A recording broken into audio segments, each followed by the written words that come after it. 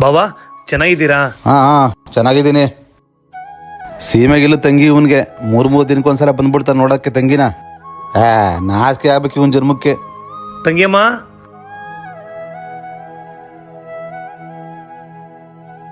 ಅಣ್ಣ ಚೆನ್ನಾಗಿದ್ಯಾ ಅಣ್ಣ? ಆಮ ಚೆನ್ನಾಗಿದ್ದೀನಿ. ನೀನ್ ಚೆನ್ನಾಗಿದ್ಯಾ? ಅಣ್ಣ ನಾನ್ ಚೆನ್ನಾಗಿದ್ದೀನಿ. ತಗೋಮ್ಮ ಒಳಗಡೆ ಇಡು. ಅಣ್ಣ 1 ನಿಮಿಷ ಕೂತ್ಕೋ, ಬಂದೆ. ಹಾ,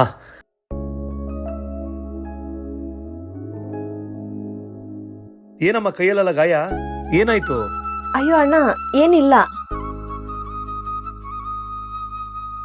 ಮಾವರೇ ಚೆನ್ನಾಗಿದ್ದೀರಾ? ಏನೋ ಇಷ್ಟು ಮಾತ್ರ ಚೆನ್ನಾಗಿದ್ದೀನಿ ಕಣಪ್ಪ. ನನ್ನ ತಂಗಿಗೆ ಯಾಕೆ ಕೈಯಲ್ಲೆಲ್ಲ ಗಾಯ ಆಗಿದೆ?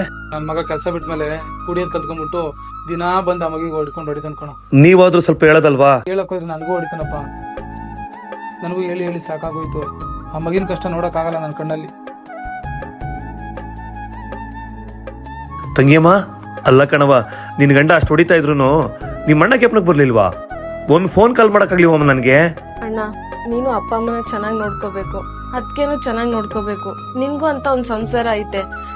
ನಾನ್ ಯಾಕಣ್ಣ ನಿಂಗೆ ಸುಮ್ನೆ ಕಷ್ಟ ಕೊಡೋದು? ಹಾಗಂತ ಅಣ್ಣ ತಂಗಿ ಬಾಂಧವ್ಯ ಇಷ್ಟಕ್ಕೆ ಮುಗ್ದೋಯ್ತಾ? ಇನ್ನೇನು ಯೋಚನೆ ಮಾಡಕ್ ಹೋಗ್ಬೇಡ ಕಣವ. ನಿನ್ ಗಂಡಗೊಂದು ಆಟ ಕೊಡ್ತೀನಿ, ದುಡ್ಮೆ ಮಾಡ್ಕೊಂಡು ಜೀವನ ಮಾಡ್ಲಿ, ಸರಿನಾ? ಇನ್ಯಾವತ್ತೂ ನಿನ್ ಕಣ್ಣಲ್ಲಿ ನೀರು ಬರಬಾರ್ದು.